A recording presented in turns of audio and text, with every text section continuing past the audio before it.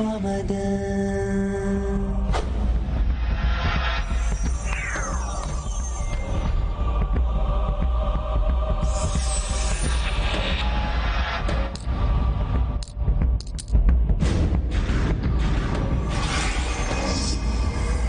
Welcome, oh Ramadan.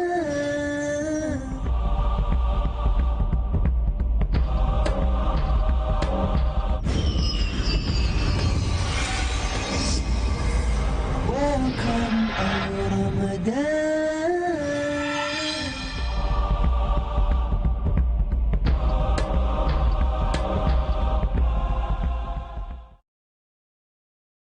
الحمد لله رب العالمين والصلاة والسلام على رسوله الأمين وعلى آله وصحبه أجمعين إلى يوم الدين أما بعد فأعوذ بالله من الشيطان الرجيم بسم الله الرحمن الرحيم يا أيها الذين آمنوا كتب عليكم الصيام كما كتب على الذين من قبلكم لعلكم تتقون محترم ناظرین کرام، قابل احترام بزرگوں، نوجوان بھائیوں، عفت مآب ماں اور بہنوں، السلام علیکم ورحمۃ اللہ وبرکاتہ۔ مخصوص پروگرام رمضان اور قرآن میں آپ حضرات کا استقبال ہے۔ ہم روزانہ ہر ایپیسوڈ میں کوشش اس بات کی کرتے ہیں کہ قرآن مجید، رمضان المبارک اور روزے کے سلسلے میں کچھ باتیں ایسی ہمارے سامنے آ جائیں جو ہمارے لیے مفید ہوں اور جن پر عمل کر کے ہم اللہ تعالیٰ کے چہیتے بن سکیں، اور جو ہمارے لیے ذخیرہ اجر آخرت ہو کہ یہ دنیا چند دن کی ہے، ایک دن ہم تمام کو اپنے رب کے سامنے حاضر ہونا ہے۔ کامیاب ہے وہ شخص جسے جنت میں اعلیٰ مقام حاصل ہو گیا۔ یہ رمضان المبارک کا مہینہ نیکیوں کے موسم بہار کا مہینہ ہے۔ پتہ نہیں کب کس کو پھر یہ توفیق ہو۔ آپ نے پچھلے پروگرام میں سنا، آپ کو پہلے سے بھی معلوم ہے کہ رمضان المبارک کے اندر جو مبارک رات ہے وہ اگر کوئی شخص پالے تو وہ 1000 مہینے کی عبادت سے وہ بہتر ہے۔ اس کا کیلکولیشن جو کیا گیا تو 83 سال سم تھنگ آتا ہے۔ بعض لوگوں نے ایکوریٹ اس کو جوڑا، قمری مہینے اگر آپ جوڑیں گے تو بڑھ جائے گا 83 سال 3 مہینے۔ 83 سال کی عمر کس کو ملتی ہے؟ اور اگر ملے بھی تو آدمی اس میں نیکیاں کر کے اللہ تعالیٰ کو خوش کرنے کا کام کرے۔ کیا کیا نشیب و فراز آتے ہیں، کیا کیا پریشانیاں آتی ہیں، کیا کچھ ہوتا ہے۔ ایک رات کی عبادت میں یہ چیزیں مل جا رہی ہیں، اور پوری رات رمضان کی ہر رات آپ کو مل رہی ہے، ہر دن مل رہا ہے، اس کے لمحات مل رہے ہیں۔ ذہین شخص وہ ہے جو اپنے نفس پر کنٹرول حاصل کر لے اور موت کے بعد والی زندگی کے لیے کام کرے۔ محترم ناظرین کرام، آج ہم روزے کے جو مقاصد ہیں اس پر تھوڑی سی گفتگو کریں گے۔ روزے کے 3 بڑے مقاصد ہیں۔ روزے کا ایک بڑا مقصد یہ ہے کہ انسان کے اندر تقویٰ پیدا ہو جائے۔ روزے کا دوسرا بڑا مقصد یہ ہے کہ انسان مومن مسلم اللہ رب العزت کی کبریائی بیان کرنے کا اہل ہو سکے اور باقاعدہ وہ کبریائی بیان کرے۔ اور تیسرا مقصد روزے کا مواسات ہے، غربا، مساکین، یتیم، لاچار، مجبور، مستحقین، ان سے ہمدردی پیدا ہو سکے، ان کے کام آنے کے لائق بن سکے، اس کے دل کے اندر جگہ پیدا ہو سکے۔ مساکین اور غربا، ضرورت مند، یتیم، لاچار، مجبور، بیوائیں، ان لوگوں کے سلسلے ہم تقویٰ پر پہلے گفتگو کرتے ہیں۔ پہلے بھی ہم اس سلسلے میں کچھ باتیں کر آئے ہیں، لیکن روزے کا سب سے بڑا مقصد یہ ہے کہ روزہ رکھنے والے کے اندر اللہ تعالیٰ کا تقویٰ پیدا ہو جائے۔ یا ایھا الذین آمنوا کتب علیکم الصیام کما کتب علی الذین من قبلکم لعلکم تتقون۔ اے لوگوں جو ایمان لائے ہو، روزے تمہارے اوپر فرض کیے گئے، روزہ تمہارے اوپر فرض کیا گیا جیسا تم سے پہلے کے لوگوں پر فرض کیا گیا تھا، تاکہ تمہارے اندر اللہ کا تقویٰ پیدا ہو سکے۔ اللہ کا خوف، اس کی خشیت، جلوت ہو یا خلوت ہو، تنہائی ہو یا مجلس ہو، اندھیرا ہو یا اجالا ہو، گھر کے اندر ہو یا برسر محفل ہو، برسر بازار ہو، کہیں بھی آدمی ہو، اسے اللہ رب العزت دیکھ رہا ہے، یہ جذبات اس کے اوپر ہوں۔ اور کوئی بھی کام وہ کر رہا ہو اللہ رب العزت کے لیے کر رہا ہو، ریا کے لیے نہ کر رہا ہو، دکھاوے کے لیے نہ کر رہا ہو۔ روزے کا بڑا مقصد اللہ تعالیٰ کا تقویٰ ہے۔ روزے سے عملاً اصلاً کون ہے یہ کوئی نہیں جانتا۔ نماز آدمی پڑھتا ہے تو اس کے دائیں بائیں لوگ ہوتے ہیں، وہ جانتے ہیں کہ نماز پڑھ رہا ہے۔ یہ آدمی زکوٰۃ دیتا ہے تو کم سے کم جس کو زکوٰۃ دی جا رہی ہے وہ جانتا ہے۔ حج کرتا ہے آدمی تو کم سے کم جو اس کے ساتھ لوگ ہیں وہ تو دیکھ ہی رہے ہیں، اس کے گھر والے پڑوس والے دیکھتے ہیں۔ لیکن رمضان کے مہینے میں روزے سے کون ہے یہ کوئی شخص نہیں جانتا سوائے اس کے اور اس کے رب۔ ابھی کمرے میں گیا تھا کچھ کھا پی لیا ہو. حسن زن تو سب کے ساتھ ہے کہ سب روزے سے ہیں، لیکن حقیقت میں روزے سے کون ہے وہ صرف اللہ رب العزت جانتا ہے. یہی چیز تقویٰ ہے. کوئی دیکھ رہا ہو نہ دیکھ رہا ہو، اللہ تعالیٰ کے استحضار سے اور اللہ رب العزت کے لیے بندہ روزہ رکھے. اسی لیے حدیث پاک میں آتا ہے کہ اللہ رب العزت فرماتا ہے کہ الصوم لی وانا اجزی بہ، روزہ میرے لیے ہے، میں اس کا بدلہ دوں. سارے اعمال اللہ تعالیٰ کے لیے ہیں، لیکن روزے کے اندر جو چیز ہے، روزے کا جو میکانزم ہے، وہ کچھ ایسا ہے کہ وہ دوسروں کو نظر نہیں آتا. اس کا انحصار زیادہ تر نیت پر اور اخلاص پر ہے. ساری چیزوں کا انحصار نیت اخلاص پر ہے، لیکن یہ پتہ ہی نہیں چلتا کہ کون روزے سے ہے. اللہ رب العزت جانتا ہے کہ کون روزے سے ہے. وَأَمَّا مَنْ خَافَ مَقَامَ رَبِّهِ وَنَهَى النَّفْسَ عَنِ الْهَوَىٰ فَإِنَّ الْجَنَّةَ هِيَ الْمَأْوَىٰ. جو شخص اللہ تعالیٰ کے سامنے کھڑا ہونے سے رکا، ڈرا، جو شخص اللہ تعالیٰ کے سامنے کھڑے ہونے سے جواب دہی کے احساس سے ڈرا اور اپنے نفس کو روکا خواہشات نفس سے، تو جنت اس کا ٹھکانہ ہے. اللہ رب العزت نے یہ فرمایا ہے کہ جو شخص تقوی کی روش اپنائے، میرے خوف اور میری خشیت سے روئے اور آخرت میں تیاری کرے صرف میری وجہ سے، ایسے شخص کو میں جنت دیتا ہوں. ایک جگہ اور تقوی کے سلسلے میں قرآن مجید میں آیا ہے وَلَوْ أَنَّ أَهْلَ الْقُرَىٰ آمَنُوا وَاتَّقَوْا لَفَتَحْنَا عَلَيْهِمْ بَرَكَاتٍ مِّنَ السَّمَاءِ وَالْأَرْضِ. بستی کے لوگ اگر ایمان لاتے اور تقوی کی روش اپناتے تو ہم ان کے اوپر آسمان و زمین کی روزیاں اور ان کے دہانے کھول دیتے، اس کی برکتیں کھول دیتے. اللہ رب العزت کی رحمتیں، اس کی برکتیں، اس کے نوادشات کے فیضان کا ذریعہ اور وسیلہ بنتا ہے تقوی.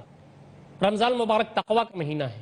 اللہ رب العزت سے ڈرنے، اس کی خشیت پیدا کرنے کا مہینہ ہے. روزہ جیسے ہم اللہ تعالیٰ کے لیے رکھتے ہیں، کوئی آدمی ایک قطرہ اپنے گلے کے نیچے نہیں ڈالتا، نیچے نہیں کر سکتا کہ اللہ تعالیٰ دیکھ رہا ہے، میرا روزہ باطل ہو جائے گا. سحری کے وقت کے بعد کوئی کھانا نہیں کھاتا، افطاری جیسے ہو گئی فوراً اللہ تعالیٰ کی مرضی پر عمل کرتا ہے بندہ. اس کے جو معمورات ہیں، جو اس نے عوامر جو اس کے ہیں، کرنے کی چیزیں ہیں، اس کو بندہ ٹوٹ کے کرتا ہے. جس چیزوں سے اللہ تعالیٰ نے روک دیا ہے اس سے بندہ رکتا ہے. یہ وہ ساری چیزیں ہیں جس کی ریہرسل بندے کی رمضان بھر ہوتی ہے. یہ تقوی ہے، اور یہ عادت جب بندے کو پڑ جائے تو پھر زندگی بھر وہ متقی رہتا ہے. اور جو متقی ہوتا ہے تو اللہ رب العزت کی جانب سے زمین و آسمان کی جو برکتیں ہیں، اس کے خزانے ہیں، اس کے لیے کھول دیے جاتے ہیں. اسلام میں یہ تعلیمات نہیں ہے کہ آدمی کہیں کنارے جا کر کے رہے، آبادی سے کٹ جائے. تقوی آدمی کا تو یہ ہے کہ زندگی کی گہما گہمی میں چلتے پھرتے، اٹھتے بیٹھتے، سوتے جاگتے، معاملات، تعلقات، معاشرت، برتاؤ، ان ساری چیزوں میں اللہ رب العزت کو حاضر ناظر رکھے اور اللہ رب العزت سے ڈرتا رہے. اللہ رب العزت کی جو کرنے کی چیزیں ہیں، جس کو اس نے کرنے کے لیے کہا ہے، اس کو سامنے رکھے. جس سے اس نے روکا ہے اس کو اپنے سامنے رکھے، اس سے روکے اور اللہ رب العزت کا خوف اختیار کرے. وَرَهْبَانِيَّةٍ ابْتَدَعُوهَا مَا كَتَبْنَاهَا عَلَيْهِمْ.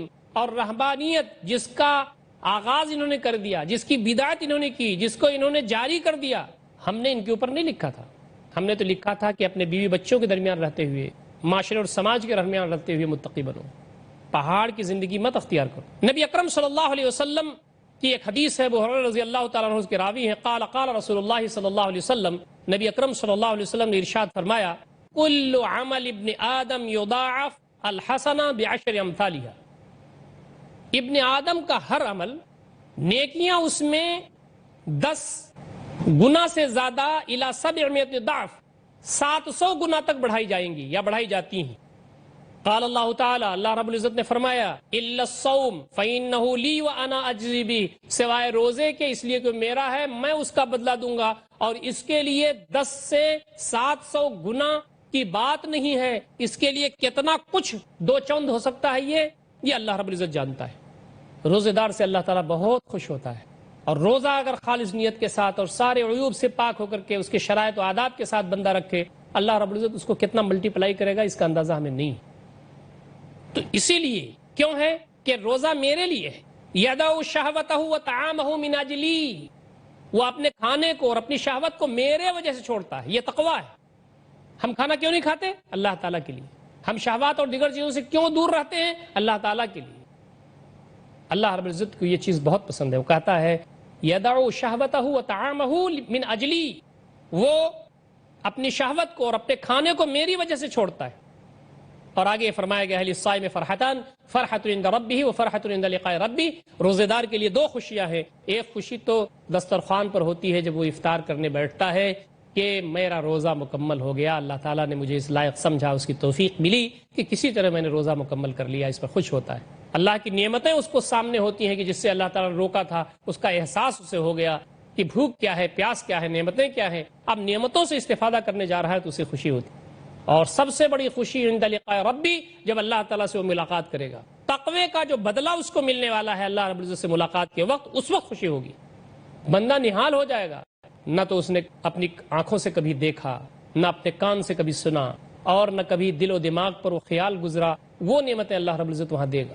کیسی کیسی نعمتیں ہوں گی، اللہ تعالیٰ ہم تمام کو وہ موقع عنایت فرمائے، وہ وقت لائے جب ہم تمام اللہ رب العزت کے ہاں حاضر ہوں، ہمارے روزے اس انداز کے ہوں کہ اللہ تعالیٰ اسے قبول کر چکا ہو، اور ہم تمام کو نوازے اور ہم نہال ہو جائیں، اور اللہ تعالیٰ کرے بندے تو نے یہ عبادات میرے لیے کی تھیں اور میرے تقوی کی بنیاد پر کی تھیں، تو سچ بول رہا ہے، اور یہ سب وعدے ہیں اور یہ سب بدلے ہیں۔ اللہ تعالیٰ ہم تمام کو اس کی توفیق دے۔ محترم ناظرین کرام، وقت ہو رہا ہے ایک چھوٹے سے وقفے کا، انشاءاللہ وقفے کے بعد پھر حاضر خدمت ہوں گے، گفتگو کا سلسلہ جاری رکھیں گے، روزے کے مقاصد پر بات آگے بڑھے گی۔ والسلام علیکم ورحمۃ اللہ وبرکاتہ۔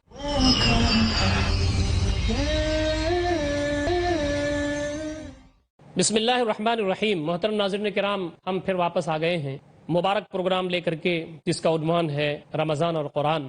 گفتگو چل رہی تھی روزے کے مقاصد کے سلسلے میں۔ روزہ کا سب سے بڑا مقصد تقویٰ ہے۔ حضرت ابو ہریرہ رضی اللہ تعالیٰ عنہ کی حدیث زیر مطالعہ تھی، آگے اس میں فرماتے ہیں نبی اکرم صلی اللہ علیہ وسلم کہ وَلَخَلُوفُ فَمُ الصَّائِمِ أَطْيَبُ عِنْدَ اللَّهِ مِنْ رِيحِ الْمِسْكِ وَلَخَلُوفُ فَمِ الصَّائِمِ أَطْيَبُ عِنْدَ اللَّهِ مِنْ رِيحِ الْمِسْكِ، روزے دار کے منہ کی بو اللہ رب العزت کے نزدیک مشک کے خوشبو سے زیادہ پسندیدہ ہے۔ کیوں؟ تقوی کی بنیاد۔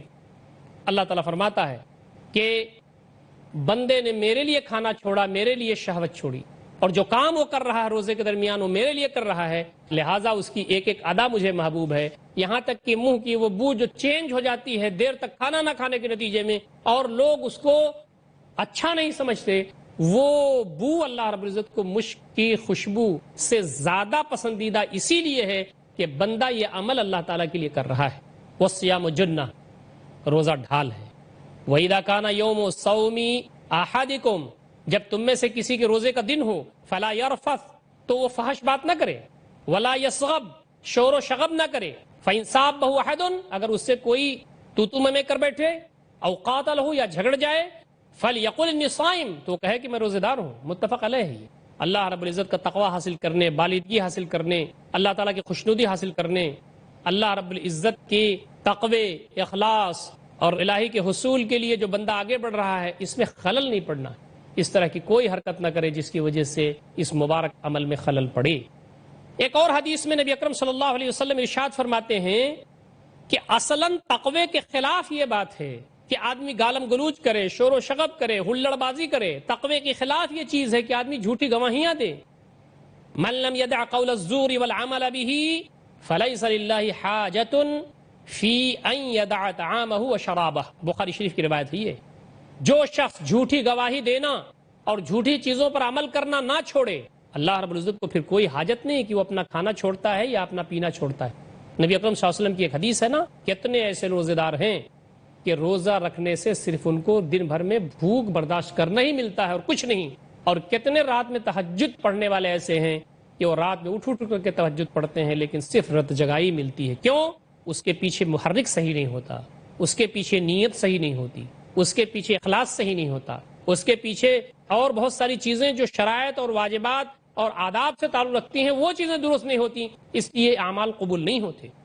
دیکھیے بندہ جب روزہ افطار کرنے بیٹھتا ہے تو کیا پڑھتا ہے؟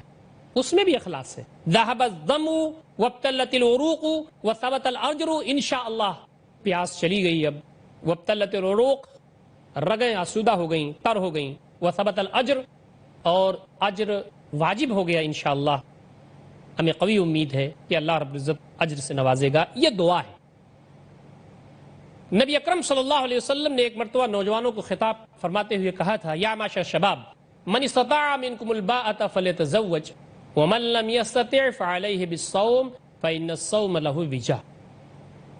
آپ نے نوجوانوں کو خطاب کرتے ہوئے ایک مرتبہ ارشاد فرمایا تھا، اے گروہ نوجوانان، تم میں سے جو شادی کرنے کی استطاعت رکھے وہ شادی کر لے، اور جسے شادی کی استطاعت نہ ہو وہ روزہ رکھے، کیونکہ یہ روزہ اس کے لیے ڈھال ہے۔ روزہ کے بارے میں روزہ ڈھال ہے، متعدد احادیث میں میں اس کو عرض کر چکا ہوں آپ کے سامنے۔ روزہ ڈھال ہے گناہوں سے بچنے کے لیے، روزہ ڈھال ہے غلط چیزوں سے دور رہنے کے لیے، روزہ ڈھال ہے اللہ رب العزت کے غضب اور اس کی نافرمانیوں سے دور رہنے اور بچنے کے لیے، یہ بھی تقوی سے متعلق۔ تو اصلاً روزے کا سب سے بڑا جو مقصد ہے وہ تقوی ہے۔ اب اگر بندے کو روزہ رکھ کر کے تقوی حاصل نہیں ہوا تو ایک روزہ رکھے، 2 رکھے، 3 سال رکھے، 10 سال رکھے۔ کتنے لوگ ایسے ہیں 50 سال سے روزے رکھتے ہیں، ہر مہینے رمضان میں روزہ رکھتے ہیں، لیکن ان کا نہ تو ان کی روزی نہ تو صاف ہے، نہ کسی کا مال ہڑپ کر رکھا ہے، اس کے سلسلے میں کوئی تصفیہ کیا، کسی کے ساتھ زیادتی کر رکھی ہے، کسی کے ساتھ ان کے تعلقات ٹھیک نہیں ہیں۔ یہ تقوی کے منافی ہے۔ ہم کو یہ طے کرنا ہے کہ یہ جو رمضان اس مرتبہ ہمارا یہ ہے پچھلے رمضان سے بہتر ہو، اور ان ساری خرافات اور ساری آلائشوں سے ہم پاک ہوں، اور اگر کسی کے واجبات اور حقوق ہیں تو اس سے ہم دستبردار ہو جائیں اور وہ چیزیں ہم صاف کر لیں۔ اللہ رب العزت کا تقوی اس بات کی تعلیم دیتا ہے۔ تو یہ روزے کا سب سے بڑا مقصد ہے کہ ہمارے اندر تقوی پیدا ہو، اور یہ چیز اس وقت ہم تمام کو حاصل ہوگی جب اس کے لیے سنجیدگی کے ساتھ ہم عمل کریں۔ تقوی صرف یہ نہیں ہے کہ سبحان اللہ الحمدللہ اور روزہ نماز ہم کرتے رہیں، تقوی میں یہ بات بھی شامل ہے کہ اگر حقوق ہمارے اوپر کسی کو واجب ہوتے ہیں تو وہ ہم ادا کریں، معاملات میں ہمارا گڑبڑ ہے تو وہ ہم ٹھیک کریں، ہمارے اگر روزی روٹی میں کچھ مسائل ہیں تو اس کو ہم ٹھیک کریں، حلال روزی کی طرف ہم آئیں، ہماری زندگی میں اگر کہیں سے بھی کوئی مطالبہ کسی کے اوپر ہمارا جاتا ہے اس کو ہم پورا کریں، تب جا کر کے ہم متقی ہوں گے۔ روزے کا دوسرا جو مقصد ہے وہ قرآن مجید جیسی عظیم نعمت کا استحضار کرا کے اللہ رب العزت کی کبریائی اور بزرگی کا اقرار اور اعلان اس کے پیش نظر۔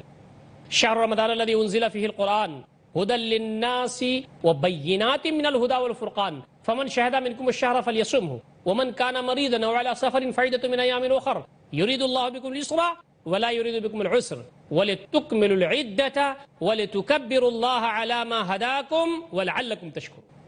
اس آیت میں بہت تفصیلی باتیں کی گئی ہیں، وہ میں مختلف ایپیسوڈز میں بیان کر چکا ہوں۔ روزے کا ایک بڑا مقصد یہ ہے وَلِتُكْمِلُوا الْعِدَّةَ، تاکہ تم پورے رمضان اللہ تعالیٰ کے نیک بندے بن کر کے ریہرسل کرو، ٹریننگ حاصل کرو، انرجی لو، اور آگے وَلِتُكَبِّرُوا اللَّهَ عَلَى مَا هَدَاكُمْ، تاکہ تم اللہ تعالیٰ کی کبریائی بیان کرو، وہ ہدایت قرآن کی شکل میں جو اس نے تم کو دی ہے۔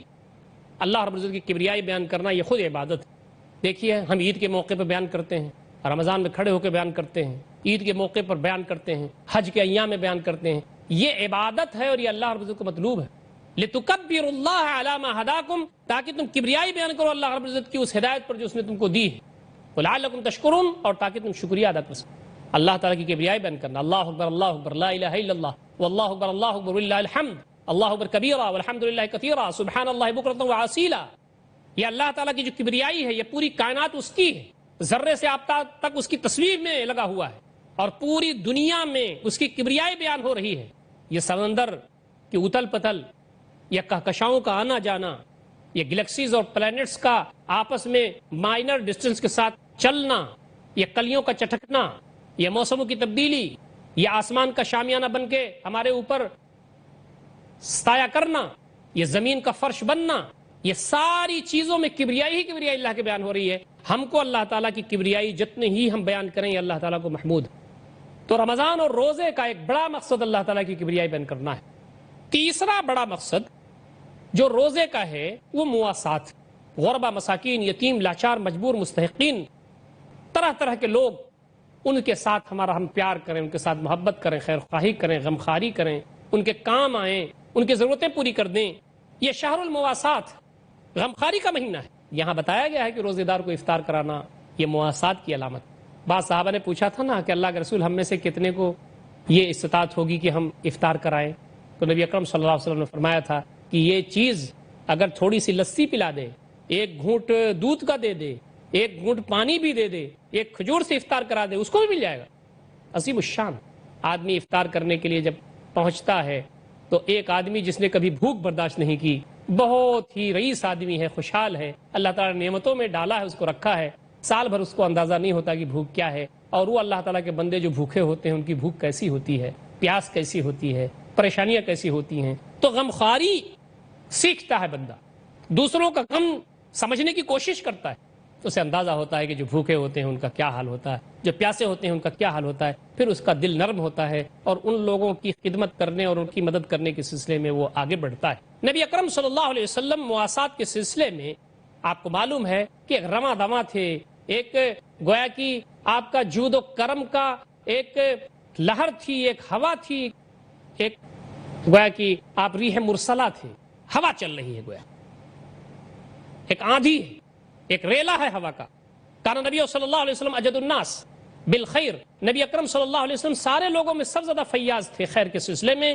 وکان اجود ما یکون فی رمضان، اور رمضان میں سب سے زیادہ آپ سخی ہو جاتے تھے۔ نبی مکرم صلی اللہ علیہ وسلم کا یہ حال تھا، اور جبریل جب آتے تھے آپ سے قرآن مجید کا مذاکرہ کروانے اور اس کو گویا کہ ریہرسل کروانے، ریوائز کرانے، تو اس وقت تو آپ ریح مرسلہ کی طرح ہوتے تھے، جیسے ہوا چل رہی ہے نرم خرام اور ساری دنیا اس سے فائدہ اٹھا رہی ہے۔ محترم ناظرین، یہ روزہ کے 3 بڑے مقاصد، تقوی اور اللہ تعالیٰ کی کبریائی کی بلندی، اور سب سے آخر میں مواسات، غمخواری، یہ غیر معمولی چیزیں ہیں۔ اللہ تعالیٰ مجھے بھی عمل کرنے کی توفیق عنایت فرمائے اور آپ کو بھی۔ اللہ رب العزت ہم تمام کو جنت کے حصول کا یہ سارا ذریعہ عنایت فرمائے۔ ہم تمام زیادہ سے زیادہ کار خیر کر کے اللہ کی جنت حاصل کر لیں، ہم تمام کو اللہ تعالیٰ اس کی توفیق دے۔ اقول قولی ھذا استغفر اللہ لی ولکم اجمعین واستغفروہ انہ الغفور الرحیم، وآخر دعوانا الحمد للہ رب العالمین، والسلام علیکم ورحمۃ اللہ وبرکاتہ۔ ومن فهم القرآن